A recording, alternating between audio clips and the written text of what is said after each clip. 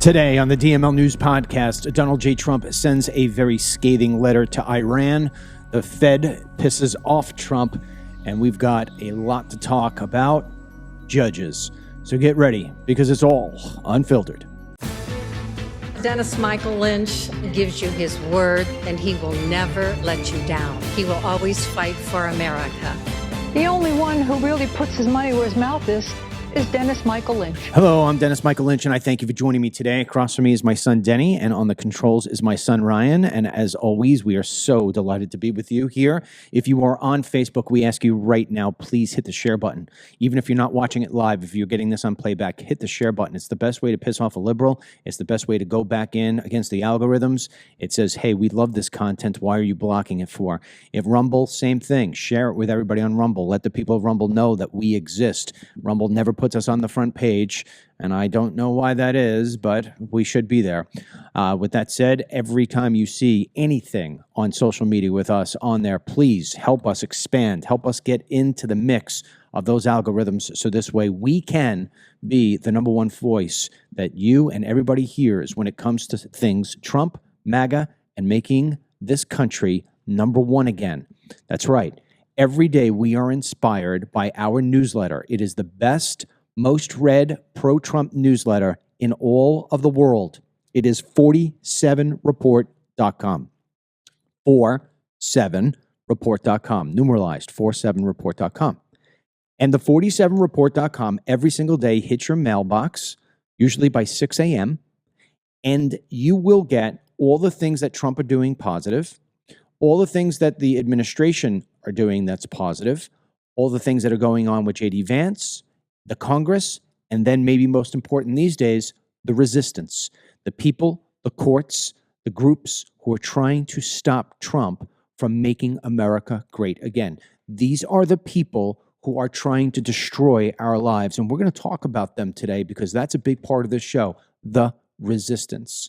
We're going to talk about it, and you're going to enjoy it a lot, but the biggest thing you can do for yourself, for your country, for Donald J. Trump, and of course for us, right now, go to 47report.com, 47report.com. Put your email address in. That's all you have to do. I never share it. I never sell it. I never give it away. It stays with me. And every single morning, I will be in your inbox 7 days per week in your inbox without fail. That's right. As an added addition to it, at nighttime, if you want to call it nighttime, especially in the East Coast or on the Pacific, it's not so much night. But by 6 p.m. Eastern time, I come to you with the DML report, which is also a newsletter. It's connected to the 47. And what winds up happening is that you are enlightened in a way on a specific topic that nobody else has enlightened you like before.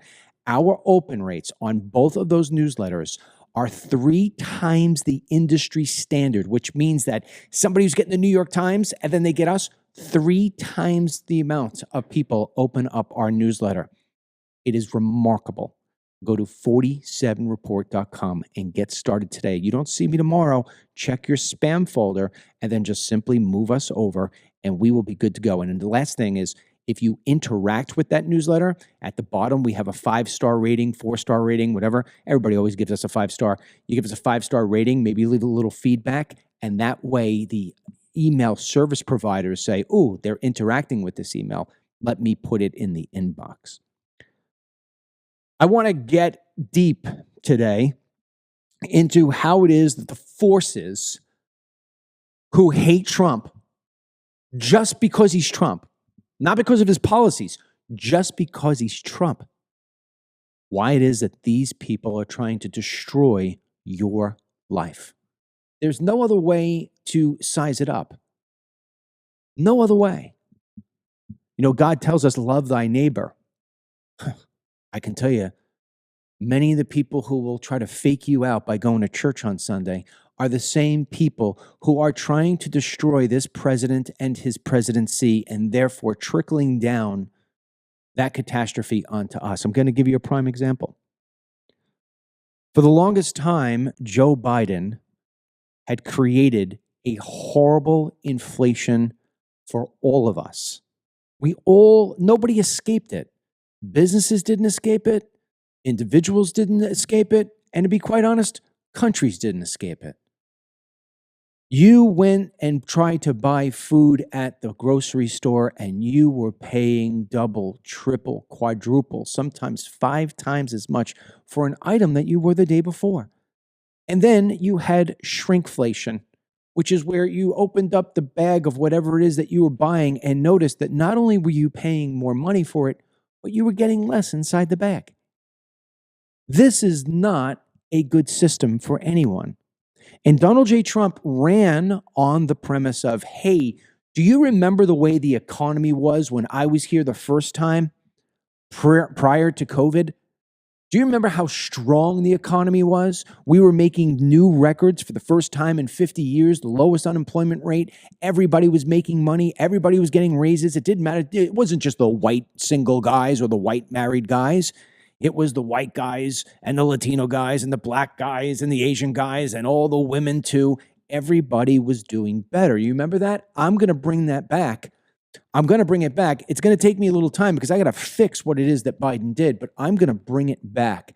And we are no longer going to be in these bad trade deals. We are no longer going to be subject to the abuse that we have been taken around the world by all people in all countries who have been abusing our generosity.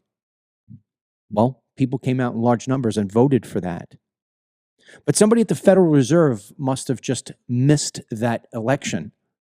See, what happens is that when inflation starts getting out of control, what the Fed will do is it will try to slow down on purpose the economy. Now, that kind of sounds strange, does it? Wait a second. You want to kill an economy? Well, they try to do, and I think it's sort of a stupid way of doing things, to be quite honest, is that they slow down the borrowing of money. The theory is that if you don't have money, think about how insanely stupid and evil and criminal this is. If I strip money from Deborah, if I strip money from Michael, they won't be able to go buy things. And if they don't buy things, well, then the supply and demand problem that we have, which is causing inflation, will shrink. It is absolutely horrible. It's the equivalent of ripping out your child's eyes so this way they can't see bad things on the internet. I mean, it's really sick. Trump has come in. Inflation has decreased. It's still not great, but whether you recognize it or not, go to the pump, go to the mall, go to the food store, you are paying less for things than you were under Biden, notwithstanding eggs, because Biden killed millions of chickens. So the problem that was created by Biden is starting to go away. This is not the sort of problem where you turn a light switch on and off, and that's how fast it goes. To change an economy is harder than changing the Titanic because it's so big. Trump, for his first 60 days, and even days leading into his presidency, was talking a certain way, was making promises in a certain way, was getting deals together. I mean, if you think that on day one, Trump didn't know that he already had an AI deal set weeks before that for $500 billion, you're out of your mind.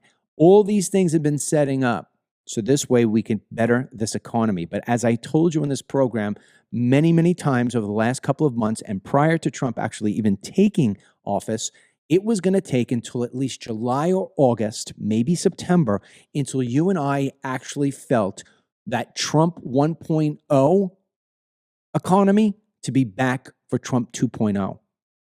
And I was spot on correct. I thought that there would be certain things that would be put in place that were clearly obvious. And one of those things would be an easing on interest rates. So this way, you and me and everybody else in this country didn't have to pay as much as we were on our credit card debt or on our car loans or on an adjustable rate if you have a home equity line, or even if you were so wrong in getting yourself an adjustable mortgage, because there's always a lot of risk on that one, especially when Joe Biden steals an election. So if we were to lower the interest rates, what would happen? I don't think people are going to go out and start buying boats again for 4 times their value. I mean, think about this. During COVID, toward the latter part of COVID and shortly thereafter, used boats were selling for more money than they were purchased for. I know this. I know this. I actually had a boat that I had to sell because I wasn't using it anymore. And because I had gotten sick, I sold the boat and I was offered more money than what I bought it for. That is unheard of, but that's called supply and demand. So here we are. People are struggling for years now. They can't get the things they need. I listen to my sons on a daily basis. I've told you before, I'm going to tell you again. I don't get paid for doing the DML News app or this podcast or the newsletters. I don't get paid. I'm done. I don't get paid. I come here to work and I go home and I try to keep myself as healthy as possible. My sons are working around the clock. Newsletters that we're pumping out. Dennis is up until midnight doing the newsletter, and then he's up at 7 o'clock in the morning, if not earlier, making sure that everything else is going on. Ryan, same thing. They don't get paid a lot of money. In fact, they get paid almost on the level of just at the brink between middle class and lower. They say to me, Dad, Denny just said the other day, I may pick up a second job. I said, when are you going to work a second job? I can't afford my bills anymore. Everything costs so much money. If the Fed would have lowered interest rates yesterday, the world would have picked itself up in a different way. I already told you yesterday, I'll repeat it today. I have a business line. I can draw from that business line. I don't dare draw in it. It is 8.25%. How can I draw from that line knowing I'm going to pay 8.25% interest? It doesn't make sense. I can't handle that. And I'm just a small business. All the businesses around the country all rely on the borrowing of money from banks. Banks rely on that as well. And so when you hear how the New York Times is talking about a recession under Trump, when you see how the AP just today, are we headed for a recession under Trump? If you don't think that this is by design, you are ignorant. The narrative has already started.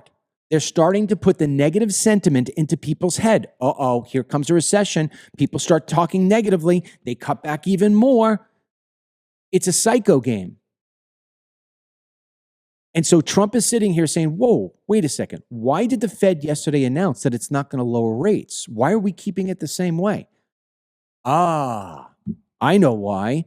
Because the Fed chairman got up yesterday and blamed Trump and the tariffs, which haven't even hit yet in full-blown scale.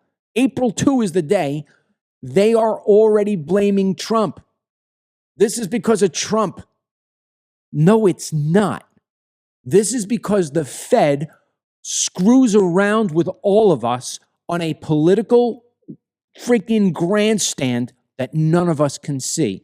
It's all done behind. It's all done behind the wall. It's all done behind where you can't see things happening. And then it's in concert with all these left-leaning papers. The New York Times, arguably the most read newspaper, is sitting there telling you that there is a recession under Trump and there's no way to escape it because he's created such a mess.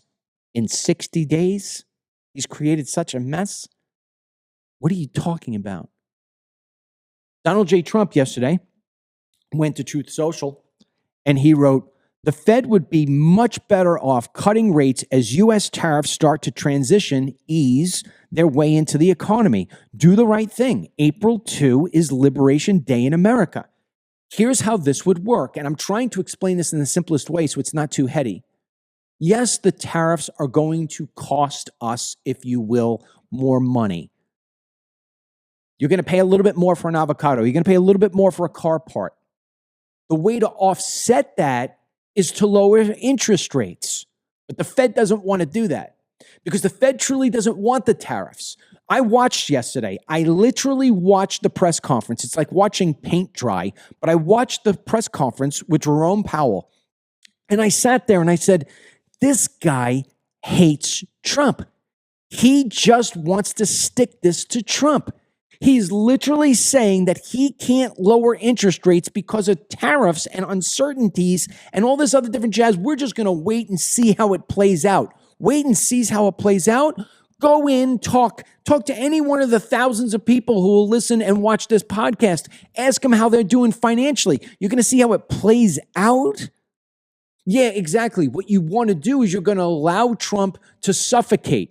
You're going to allow him to have to deal with interest rates that aren't lowered. And so if Trump came to me right now and said, Dennis, listen, here's what I need you to do. I know the 47 report's great.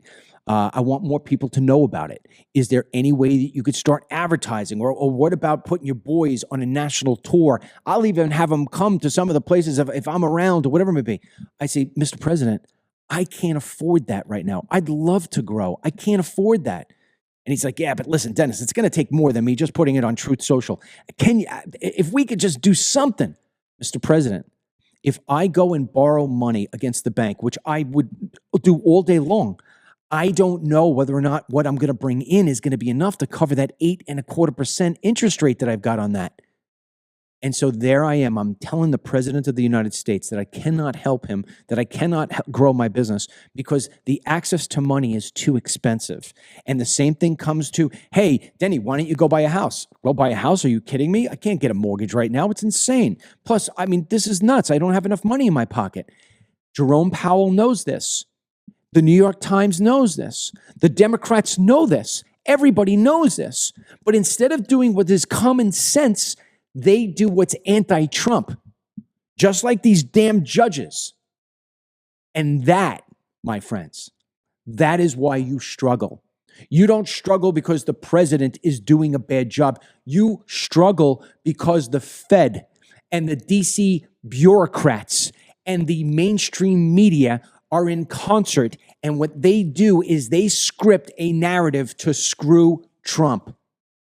There's nothing more that these elitists want than a recession. Do you think about this for one moment before I bring Denny in to talk about the letter to Iran? That's where we're going to go next, Dennis. So get that up.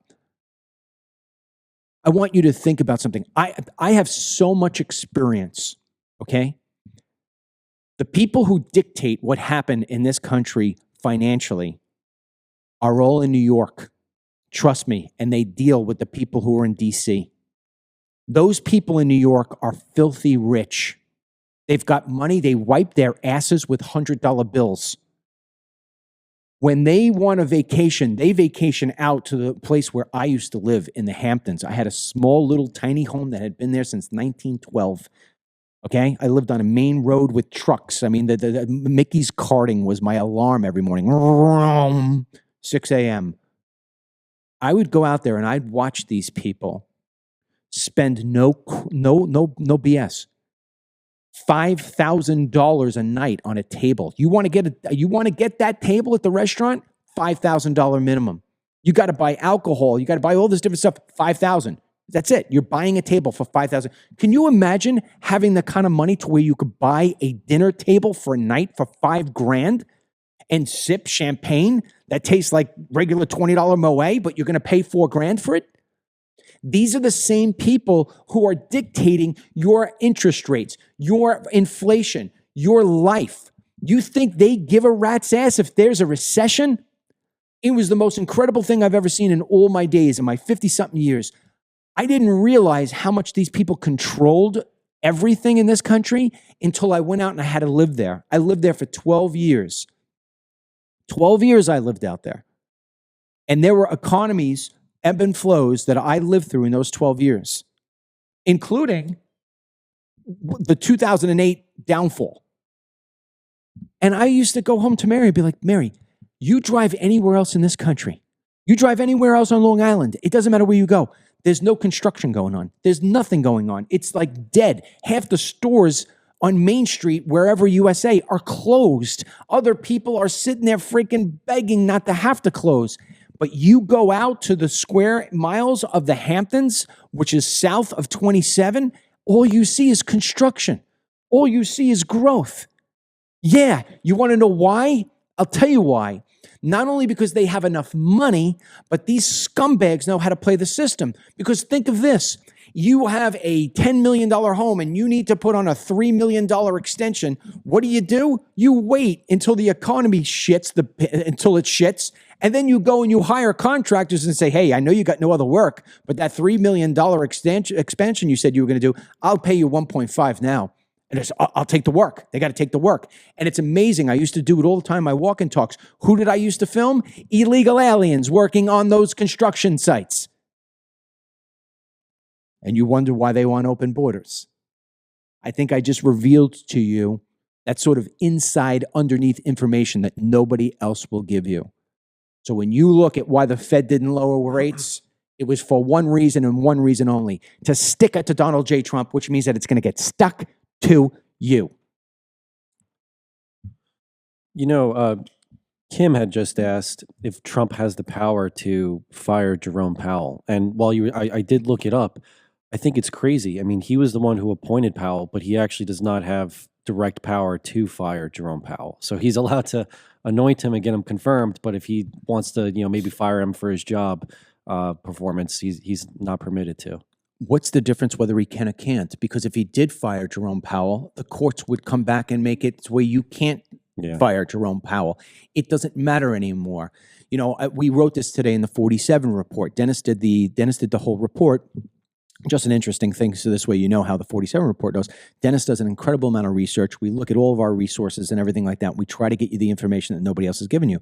And Dennis had written today about how it is that there is now a letter from Donald J. Trump sent to Iran, to the Iranians, saying to them, hey man, you are going to not build any nuclear bombs. If you do, we're going to basically go to war. Now, Dennis will tell you about it in a second. Then what I do is Dennis says to me, okay, Dad, what are your thoughts? And I go in there. And one of the things that I wrote today, in my opinion, on the 47 report is that Iran has always been the country that has kept me up at night. Because Barack Obama just let these scum run wild. And so I've stayed up at night. Do you know what keeps me up at night now? I put it in my opinion piece. The judges of the United States of America. I believe the judges in the United States of America are just as dangerous as the Iranians. I'm not kidding. They want to destroy the United States, and they don't care how many people go down as a result, Dennis. Of course. I mean, you kind of just hit what I was going to even say. I mean, like, if you look at Biden, right, I would say one of the more consequential things to come out of his presidency is the illegal immigration crisis. Mm-hmm. I think with Obama, one of his big consequential marks is what he did with Iran, allowing them to progress the way they did and get enriched with uranium. And this idea that they were going to get nuclear enhanced and then join the global economy and just be all willy-nilly with everyone and get along is such a ridiculous, misguided sentiment on Barack Obama's part. And I think he actually knew that, but just tried to portray it as elsewise. Because I think about it, we take Obama out of this and what he was able to do back in his presidency, I don't think Iran would be even close to being as built up as it is now. He gave way too much leeway to them. So with Trump's letter, Trump actually sent it in the beginning of March, but the details regarding it are more just kind of coming out now. But he's giving them a 2-month timeline to kind of, as you put it, renegotiate what they're allowed to have over there in terms of nuclear capability. I don't know how they're going to respond, but the truth is, if they're not willing to negotiate or really try and denuclearize, it could be that we're going to war with Iran. So I'm not going to get into the technical nuances because it would take me an hour and a half to explain it all. So I'm going to go at the very high level as if I were teaching this to a second grader. And I mean no insult to you or anybody else or the people on the other side of the camera. I'm doing this for brevity purposes only. You need to have 3 parts of a nuclear device, right? You need to be able to launch it. You need to be able to fly it. You need to be able to detonate it. Fair enough? Okay. All 3 of those parts all take individual setups, right? Just like a car. You've got the tire department, the engine department, and the body department, right? 3 of them don't need each other until the end when they put it all together. When Barack Obama created the Iran nuclear deal, he didn't stop the Iranians from building all 3 of those parts. He built them from stopping one. Well, he was putting verification checks, but how honest were those? Okay, these guys are building this shit deep into the mountains of Iran. Yeah. Okay.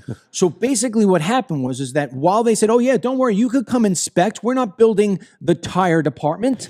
And so we went and said, oh yeah, there's no tires. The car ain't going to move. But meanwhile, what they kept on doing was they were building the body and the engines.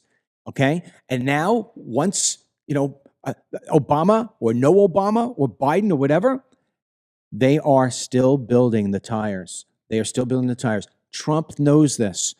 They are so damn close. When these people get those sort of weapons in hand, do you think that Israel stands a chance? Israel's Iron Dome is built to protect against simple missiles coming across, and it works 90% of the time. When you talk about a real nuclear bomb, you think the nuts in Iran, the same people who throw gays off the top of the roofs or chop off somebody's hand because they stole a piece of candy or beat a woman because she doesn't have the right hijab on, you think these people are going to use rational thinking when it comes to lighting off a nuke? No. I mean, look, you look at Chinese, you look at Russian presidents, they got the same weaponry, but they've got at least a little certain bit of just common sense. I mean, discipline. Discipline, there's the word. Because it's discipline knowing that if I light off a nuke, I'm going to end the world. Well, so wait, let me just finish this out. So look at Russia and Ukraine. If Vladimir Putin really wanted to wipe Ukraine out, he'd just light off a nuclear weapon. But he knows the minute he does that, he's going to set off a nuclear everything. The Iranians come from a different cut. These people believe that when they kill themselves in the name of Allah, they've got 19 virgins waiting for them in heaven. So you've got people who say, why don't we just destroy the whole world? It's a garbage place. We can't get Islam to be the major thing. And we hate the Jews and we hate the Americans. Let's just bomb this place and we'll live nicer in the gates of Allah. I'm shocked that a judge hasn't told Trump to rescind his letter. Yeah, I mean, stay tuned. Who really knows at this point? I'm sure they'll get in a way somehow. But yeah, look, it's kind of like how you said. It's a keep you up at night situation. I don't like the fact that they were able to kind of build themselves out the way they did under Obama, and clearly they haven't been kept under check. And they're militant. They're a militant Islamic nation. I mean, one thing about X, right, is it's fantastic sometimes seeing the archived videos people will find. Mm-hmm. If you look at Iran before the Islamic Revolution in 1979, and I would urge anyone listening to go check it out, you got women in bathing suits on the beach. You got people around, in Tehran just walking freely. That all changed. Now, if you're a woman and you walk out without the hijab, you could get your hands chopped off or thrown into prison. It's intolerable over there. So the idea that those kind of people and what they were able to do to their country in a year span could have that nuclear capability, it should keep everyone up at night. And thank goodness we have somebody like Trump, because if you had somebody like Joe Biden, he cares more about whether or not he's going to have vanilla or chocolate ice cream tonight, where President Trump understands what it is that the Iranians are capable of doing. Remember, Barack Obama funded all this stuff. Barack Obama sent pallets of gazillions of dollars to the Iranians, right? They've lifted sanctions, you name it. Donald J. Trump understands who the villains are and who the good people are. And it's not a hard line to decipher, So at the end of the day, Trump is trying to do what he can, but the resistance to which he is being pushed back with, whether it's nasty judges, Democrats, or even in this case, the Federal Reserve. Thank goodness we have a man, as we played in yesterday's podcast, who will not quit. Thank God we have a man who will not quit, because anybody else in Trump's spot would have said, you know what, the hell with this. I'm going to go play golf.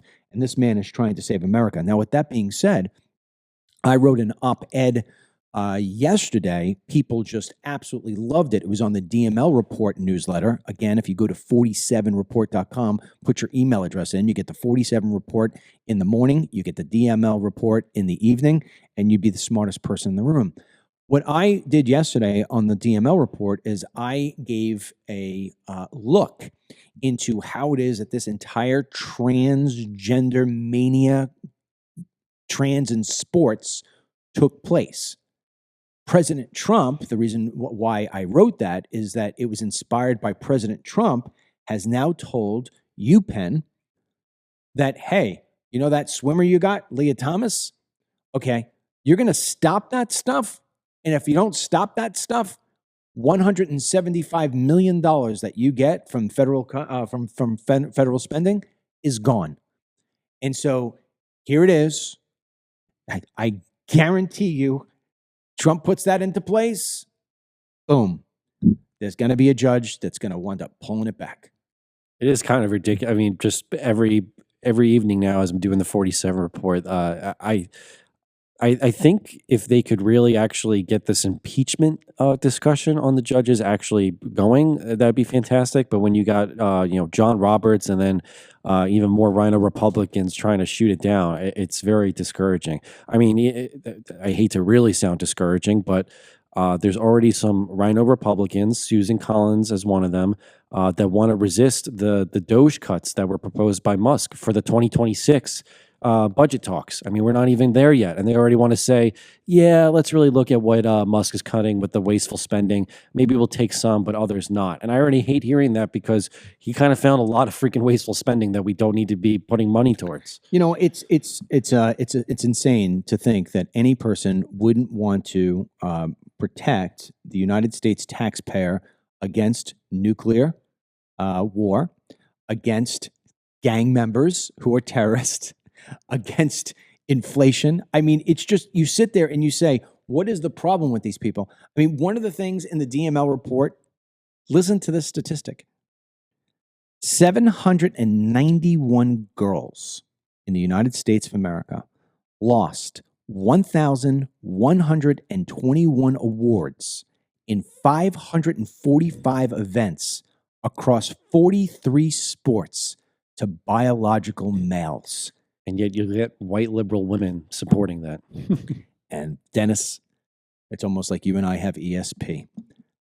The number one culprit in the United States of America when it comes to having lunatics run around our country, holding up signs, protesting, creating havoc, believe it or not, is not Black Lives Matter and it's not Antifa. It is the white liberal woman. Take a look at this report that we have right here from CNN. Also see this. White women with at least a college degree, the only group of white voters that really kind of is on the left politically, aligned with progressive causes, democratic politics. Give you an example here. It's that DEI question, right here, that we asked about in our poll. We had two big statements we read to voters. Basically, do you want to continue DEI programs or do you think they should be ended? And again, look at this divide here. White men, no degree, end it. White men with a degree, end it, they say. White women, no degree, end it, they say, by double digits. And then white women with a college degree, completely different by a nearly 40-point margin. I mean, there you go. I mean, that spells it right there. So I guarantee you, you know what I'd love to do, Dennis? I'd love to take you and Ryan out on the street, although I'd be fearful of your safety, and have you go up to white liberal women and ask them how they feel about the TDA, the terrorist gang members who Trump deported, so this way they wouldn't be able to sit here and cast horrible things against women, such like rape and all the other different things. And I guarantee you that 9 out of 10 of those women, the same ones who say the DEI is not a bad thing, would probably ignore what it is that these gangsters have done and what they do. Instead, they would just talk about how Trump defies the court order. Well, going back to that graph, I just find it very interesting how, across those four demographics, a white man, not college educated, then one that is, white woman that isn't, white woman that is, how college educated white women really skew in such a crazy liberal atmosphere comparably to a woman who doesn't go to college. I think that just goes to show the warping of the education system at such a high degree, but particularly, I guess, its impact on women. I mean, you've met some college-educated liberal women before, some, and it's kind of crazy how far they will go to defend some of the hypocrisy in their ideology. There used to be, I I hate to say this with my two boys sitting right in front of me, but there used to be this elegance about if you went to college. And I believe going to college at this point is actually a detriment. It's Well, it is. actually It's turned yeah. into a detriment because you're taking out loans you can't pay back. You got radical educators. I mean, it really. It's think about it. I mean, I've been out for a few years, and it's gotten even worse since when I was there. And Ryan could probably agree. But it just shows it's a warping because when you look at even on the broader spectrum, there's this dating crisis in millennials and Gen Z. And I think it's because when you got a college educated woman being told that white men are evil, that they're responsible for all the problems in the world, and that, that if you even voted for Trump, you must be like the most crazy right wing extremist of all time. I mean, they all loved Elon Musk, and now they can't stand him or Tesla or any of that. It's insane. It's like they really blow with the wind where the left and mainstream media wants to dictate they go. I feel as if you send your kid to college today, it's the equivalent of saying, I want to send my kid to Michael Jackson's house so he could play on the rides. You are definitely rolling the dice. I think 80% of what you can get at the college level can probably just be done in AI at this point. 95%, I would go that distance. Dennis. The other 5% is honestly the greatest thing that I think that kids get out of going away to college is that they learn how to do their laundry. But I mean, with the extent of that conversation, I think it's important we play a video clip because if there is one leader of the pack of the white women who are the most radical and destructive in this country, Hillary Clinton has to take the cake. I'm going to introduce this video here by reading you the tweet from Senator Eric Schmidt, who's out of Missouri. He writes, Hillary Clinton is finding comfort with fellow globalists in Germany today. We now have a government in the United States that has thrown in its lot with the autocrats. She is speaking in a country, Germany, where it's now illegal to insult politicians online. Here's what Hillary Clinton has to say about Donald Trump and Donald Trump's America. Get ready to hold your nose. There's no way to sugarcoat it. There's no way to explain it away. Autocracy is on the march, and we now have a government in the United States that has thrown in its lot with the autocrats, which has made a choice to support those who wage war, not peace,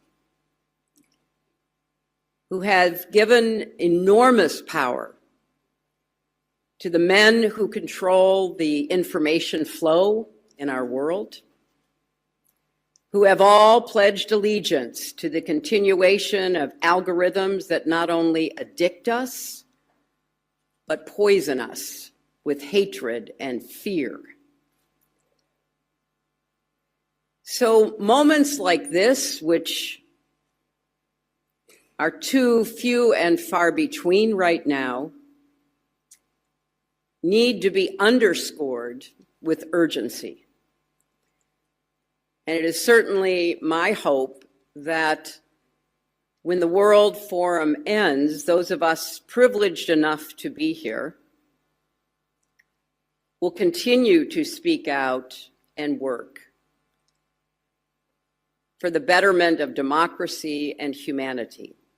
I mean, that woman is just, she's insane. Bill, she's damaged wife syndrome.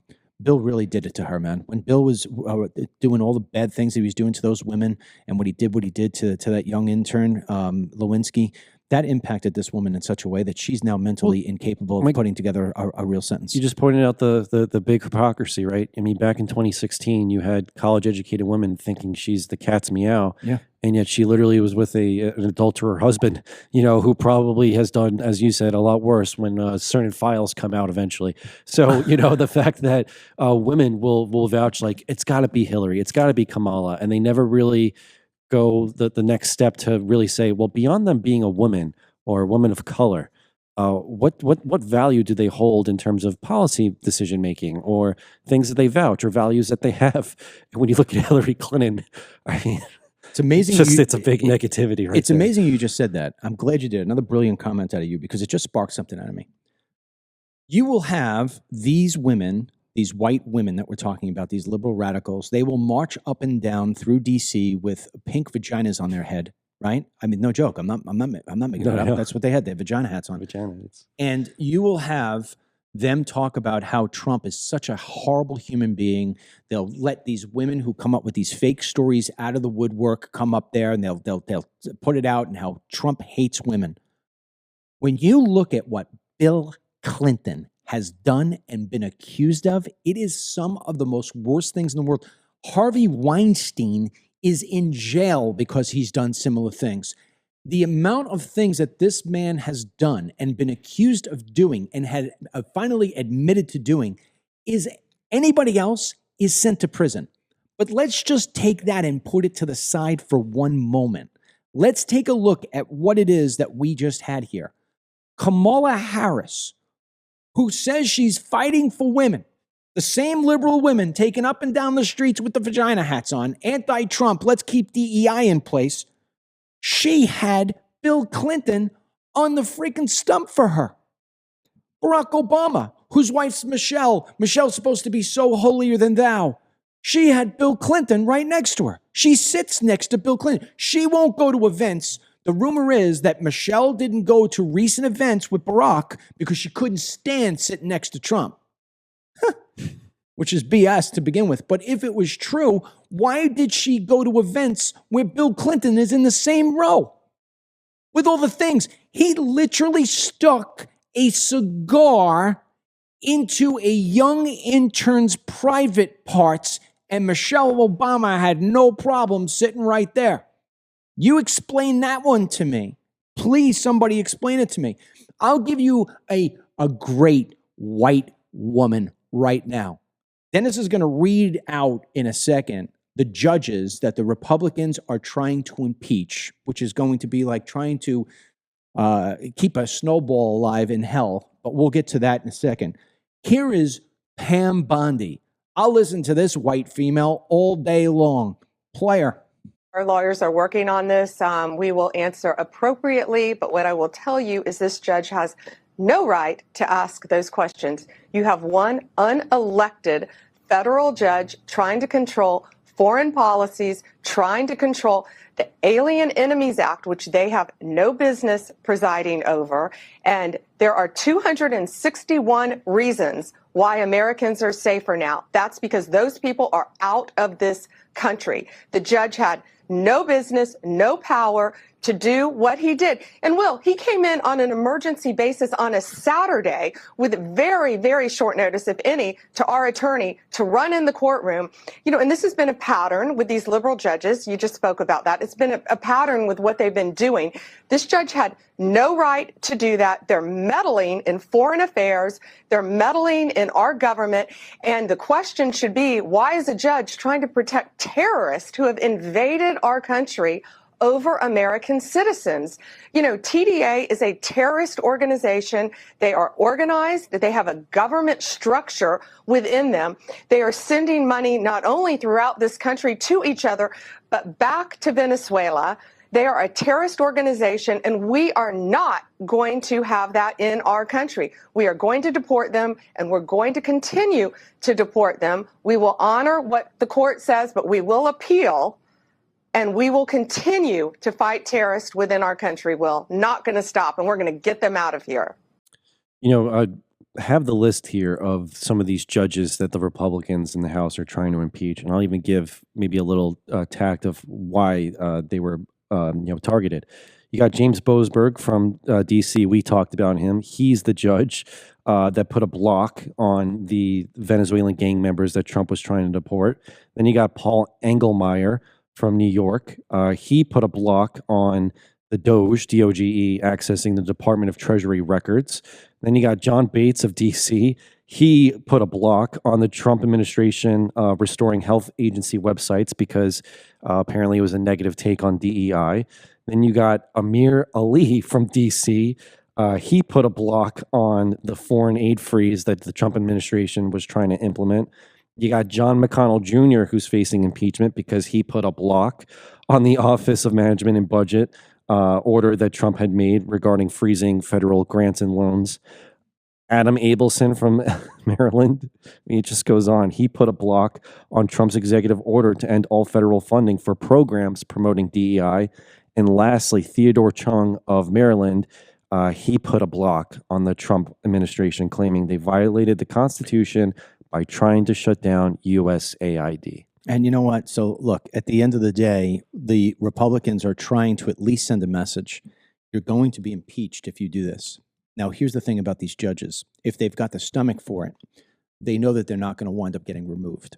I explained this yesterday. I'll explain it again for the people who are in here today. But I do ask everybody, please, if you're on Facebook, hit the share button right now. It's the only way that you help people get the word out.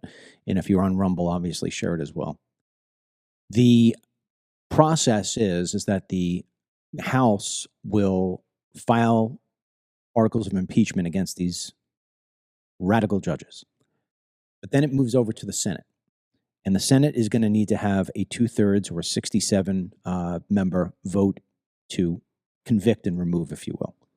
We don't have 67 Republican senators.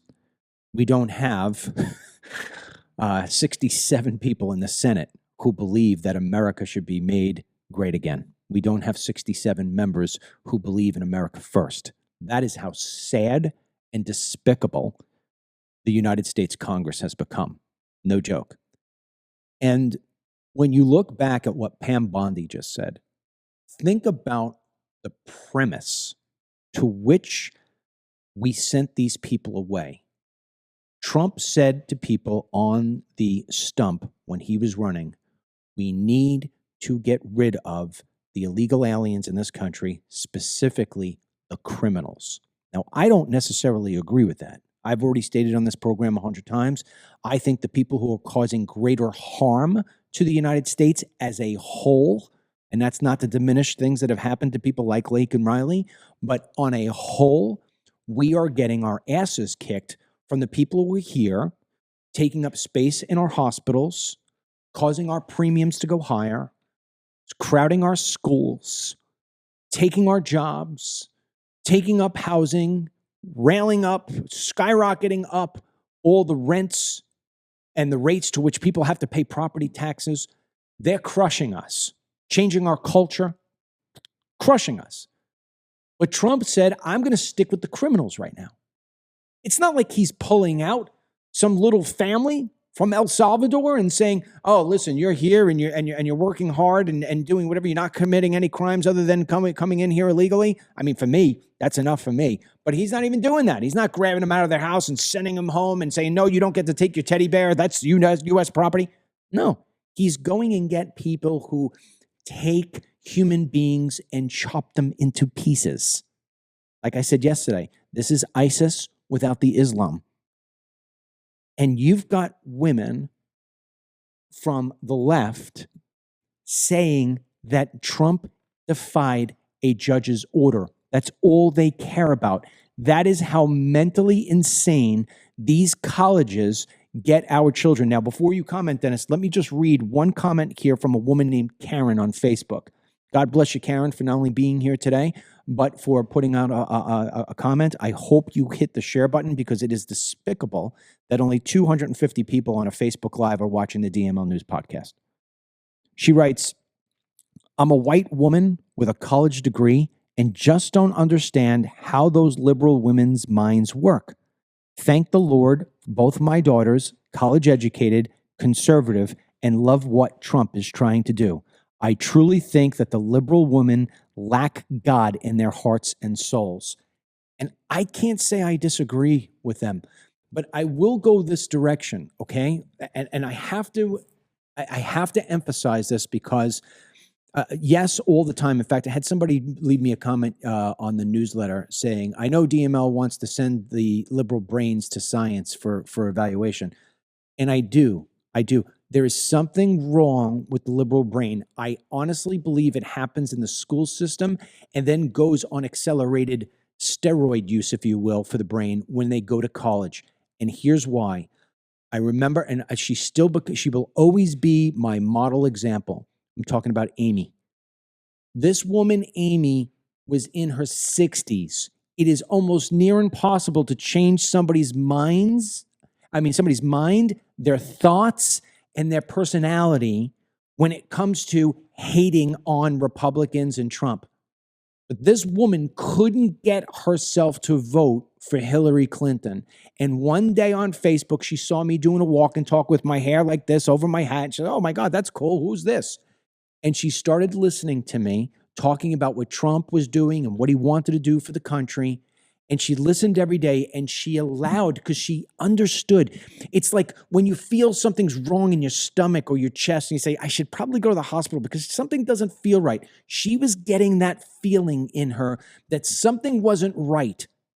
And so what wasn't right? Hillary Clinton isn't the champion that the media is trying to make her out to be, and Trump isn't the monster that they're trying to make him out to be. Let me listen to a different voice. And she listened to me for months. Not only did she unpaint, not kidding, this is a 60-year-old woman who had her hair painted purple. Not only did she get that garbage out of her hair, she became a Republican. She moved to Florida from New York, so this way she could even be in more Republican area. She wound up voting for Trump 3 times and became so conservative that she wound up running for the school board in South Florida, won, and now is championing for schools to be run like Ron DeSantis wants to run them. That story right there is a perfect indicator that the problem in these liberal brains, it's fixable. Somehow they got indoctrinated. It's fixable. How do you fix that? I hate to say it, but I think it's almost a voluntary thing. And that's why when you hit the share button, sometimes somebody in your life, you may be very close to somebody in your life, and you're like, "I can't get Amy to listen to anything I say. I can't get her to read anything I send her."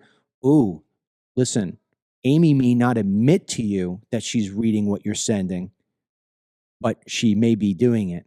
And the more you send it to her, the more you send it to him, the more it is that you penetrate, especially if they love and trust you and been with you for a long time. They'll say, "What is it that actually Karen is trying to say to me?" And maybe they listen. And that's why if you don't share this sort of thing, you really don't care. I've always said, I mean, we used to say it even more so leading up to the election. It is all about getting the word out and the messaging out, especially in this day and age when, it's never just one news story. There's always like 4 or 5 kind of coinciding with each other. It makes you wonder sometimes how Trump can actually handle it all, because we know Joe Biden wasn't. I just think that for as long as the transparency, for as long as the fight and the will is still there, this administration can really do great things. I think it just really, the biggest hurdle right now is, as I quoted it before, Rush Limbaugh has said it, prior to his passing, the tyranny of the judiciary. And that's kind of what we're experiencing right now. These radical, out of nowhere judges throwing a blockade, and even if it's a temporary delay, it's still a delay, right? Like Biden, kills 8 million chickens, claiming it's bird flu. But let's be honest, have they really done anything to the benefit of the American people? No, they realized if we kill 8 million chickens, we put Trump on a bad starting point with the whole egg price thing. So, it's such an uphill battle or up mountain battle sometimes. But clearly the Trump administration, with the help of these Republicans in Congress, I mean, it's time to act. Let's get these judges not to have so much power at this point. Everything's supposed to be balanced: the legislative, executive, judiciary. Something about these judges makes it seem like they have a little bit more weight here. Well, the thing is this, is that at least with the impeachment, what it does is it says to these judges, "We're putting you on call." It's sort of like the person who winds up getting audited, right? You did nothing wrong? Okay, then you shouldn't mind being audited. But you get audited just so this way you're reminded that they're watching. They know you exist. You better keep clean. And what you do is after you get audited, and even if it comes out that they say, "Okay, you're squeaky clean, we collect nothing from you," it will keep you on the right path of saying, "I'm never going to," you'll think twice before trying to cheat on your taxes. Now, with that in mind, keep in mind that it's not just white women. We also have white men. Yesterday, we pulled out a video for you of Governor Tim Walz, better known as Tampon Tim, who said that he thought he could kick the asses of almost every MAGA person. I'm waiting for him to knock on my door. Tim, I'll give you the first 5 punches, not the first one. That said, he doubled down on his disaster. As you know, the people of this country who are radicals are destroying Tesla vehicles, either at dealerships or people who just own them. We showed you yesterday a young black man whose Tesla was completely destroyed while he was inside at a doctor's office for no reason. Now here's Tampon Tim up on stage talking about how it is that he's enjoying Tesla stock dropping like a rock. Go ahead, Brian. Saying on my phone, I don't know, some of you know this on the iPhone, they've got that little stock app. I added Tesla to it to give me a little boost during the day. 225 and dropping. So, and if you own one, we're not blaming you. You can take dental floss and pull the Tesla thing off, and take out, just telling you. Dennis is looking something up. I'm pretty certain I read this somewhere. I can't confirm it, so hopefully Dennis can find it. But the irresponsibility of that governor getting up there on stage and doing what he did, let me kind of just give you in bullet points where the irresponsibility lies. First and foremost, there is a lot of violence, arson, horrible things that come with somebody who decides that they are going to destroy Tesla property, be it at a dealership, or be it in individuals. And so what he's doing there is whether he wants to admit it or not, is he is acknowledging and he is supporting that sort of behavior. That's number one. Number two, and maybe more important, there are incredible amount of people in this country who hold Tesla stock as individuals, as corporations, in their retirement accounts, in various ETFs, you name it. And this guy is cheering for the decline of a stock, which is ultimately going to take money away from an incredible amount of Americans. People don't even know they hold Tesla stock because it's in their big, huge portfolio, if you want to say, of many different stocks. And so when you hear somebody like that, I'm a champion for this, you're rooting against the U.S. economy.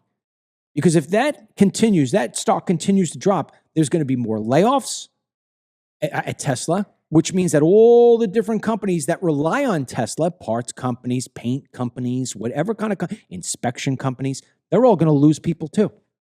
And what I thought I read, Dennis, and I don't know if you've confirmed it or not. I do. So just real quick, this is from Bill Malhusian, so the credibility here is definitely here. Governor Walz gloats about Tesla stock dropping, but records from the Minnesota State Board of Investment shows that as of last year, the state of Minnesota had 1.6 million shares of Tesla in its retirement fund and over 200,000 shares of Tesla in its non-retirement fund. So the governor is telling everyone, let's get happy about it dropping, and yet his own state is invested in it. So not only is he just happy that Tesla and their shareholders around the world are suffering, but he's happy that the people of his own state who voted for him are suffering. This is the same guy who talks about building a Minneapolis, but then allowed it to burn to the ground almost during the BLM riots. Do you, a lot of people don't even realize this. I guarantee you, I would almost bet all the tea in China that the teachers union, the teachers in his state, probably the most radical group there is, in their 401ks and in their retirements and stuff like that, many different teachers, I know this because one of my best friends is a teacher, they take out money every single paycheck and they put it into a retirement fund. And that retirement fund is often managed by somebody who will do it for all the teachers in a school. All the people who voted for this guy are probably looking at their 401k and saying, oh my God, it's going down. And they don't realize that Tesla is one of the things that's pulling it down. This is what this man champions for. This is why this man is a despicable human being, nowhere even close to President Trump. We want to play a video real quick before we wrap up here because we want to leave you on a good note. Donald J. Trump just gave a tour of the Oval Office to Fox News. Here's the difference between Tim Walz, who gets up there and cheers for a decline of an American company, and here is a man who is trying to make America great again. Look at the difference between the two videos. So here's a question I ask. So Reagan has a place of prominence, and George Washington has a place of prominence. And I've asked this question maybe 200 times. People come in. I said, so who would you put in the place of prominence, George Washington or Ronald Reagan? Who would you put? Washington. So far, it's 219-0. And they like Reagan. Oh, I love Reagan. But here's what they like more than anything. So this is the Declaration of Independence. Wow. And they ask that this be done. It's never been up. It's been in the vaults for many, many decades. And they said, we have to do something like drapes or something because the light eventually affects it. And it's very cool. Oh my gosh. Isn't that great? Just went up yesterday. Wow. I mean, how cool is that, right? There's somebody who actually respects the rule of law. It is. And you know, this will be my last statement too. Me and Ryan have a buddy who is looking to be a history teacher. And we had asked him the other day, you know, out of all of world history, what do you think is like the moment everyone and anyone should just know about, like, you know, the time of period? And he said, you know, the era of the founding fathers. I think, and he said, like, people almost, even now, especially today, especially the younger generations we just talked about, I think they overlook how grand and important it was back then, like establishing the framework of the Constitution and this country. And mind you, a lot of those founding fathers were like in their 30s, young 30s. You know, they were young, but they were ambitious. They wanted to be free of British rule.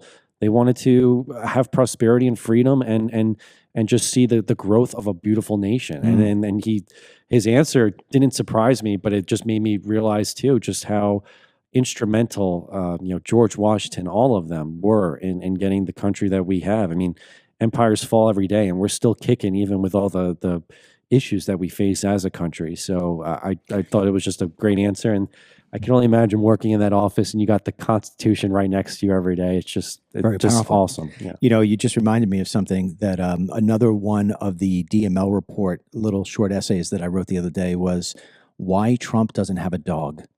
And if you go on social media, you will see, especially white women, are screaming at Trump that he doesn't have a dog, that he doesn't care, that he's insincere, that he's just a cruel person. Who the hell wouldn't have a dog in the White House? That he's the first president in 120 years who hasn't had a dog in the White House. And so in the essay, I wound up naming the presidents who didn't have a dog in the White House. George Washington was one of them. But one of the reasons why Trump says he can have a dog in the White House is because he just doesn't have the time to take care of a dog. Yeah. So there he is being totally responsible, and yet he gets criticized for Let's it. remind ourselves that the last president who had a dog in the office had to have the dog removed because he was biting Secret Service agents. I don't know if I call him a president. I think he's a fake president. He didn't win the election, Dennis. Exactly. That said, I'm going to end with a question here from Carla. I think it's a great, great question, and it would probably be a podcast on its own. I could probably have a doctor on. Carla Bocanton, I think I said it right.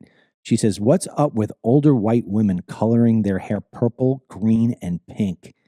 I'll give you what the answer is. It's the answer to all of the Democrat white women who are out there who are just out of control.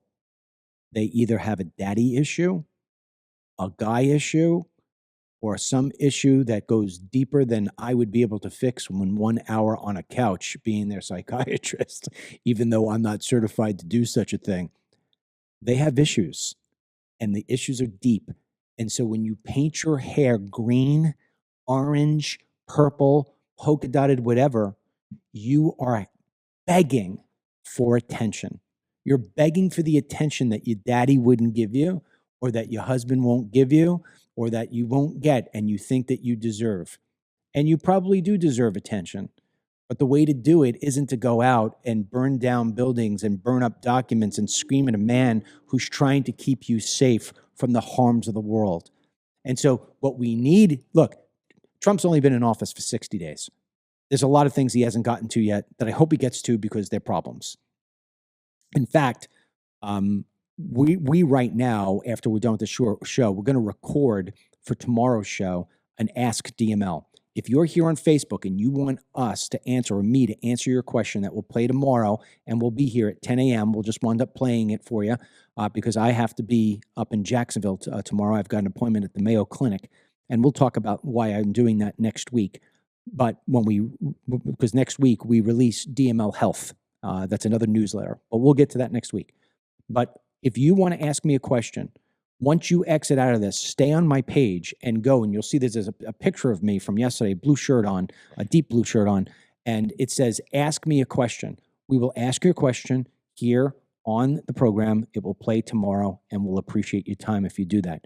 But just keep in mind something here, that without President Trump in place as he is here today, even though the resistance is unbelievably strong, think about where we would be if we had Kamala Harris. It would be 10 times worse than it was under Biden. Never forget that. So as bad and creepy as things sometimes feel because of all these radical judges, I'd rather be in the position of fighting against these people than knowing the fact that we were trying to fight against a president who was giving away our country to anybody and everybody. And that's that. I ask you, please go to dmlcbd.com/mug, M-U-G. I talked earlier about how it is I don't get paid to do this show. It's very expensive to do it for free. The boys have to get paid. They get paid very little money. And the way that you can help us is you go to dmlcbd.com/mug. I have a podcast. We just finished season 1. We're about to launch season 2 at the end of April. It's called Life After 50. I'm sure most of the people who are watching here today are 45 and up. You'd get a lot out of it. Life After 50. It's a weekend podcast. It picks up again, like I said, at the end of April. You can see, if you were on my page here, every single one of the episodes is there. Just go to videos and you'll see it. If you go to dmlcbd.com/mug, M-U-G, and you put in the code LIFE at checkout, you'll save 10% on the mug, and it's really cheap. I think it's like $20. So you can get it for $18 and free shipping. So for $18, and we make about $7 when it's all in, believe it or not, we sell enough of these mugs. It helps pay for the streaming. It helps pay for the lights, stuff like that. So it's a nice little coffee mug. You see I have it, and Dennis has it. It's great. And then hold that up, Dennis. On top of that, if you share the 47 Report newsletter and you get at least 2 people to join for free, the newsletter, we wound up sending you, pointed to that camera. We wound up, oh, that camera's off? Oh, okay. Give it to me. Point it to me. We wound up sending you in the mail as a thank you, with a thank you letter. We wound up sending you this coaster, and the coaster basically says 47 Report newsletter. You put that underneath it, and you'll be totally with DML and his family, and we appreciate you and your time. Once again, hit the share button. It's ridiculous that we don't have 25,000 people listening, let alone 200 on Facebook. It's totally ridiculous, but we keep on fighting. We won't give up. Till the next time, God bless you, your family, and the president and the vice president and the United States of America, and everybody who goes to 47report.com and signs up for the newsletters today. Today's Team DML blessing goes out to Cheryl Conroy. All right, Cheryl, run with it. Get the Dennis Michael Lynch podcast every day by subscribing on Apple Podcasts or Spotify, and download the DML News app from the Google Play Store or the Apple App Store for breaking news, merchandise, films, exclusive content, and Team DML.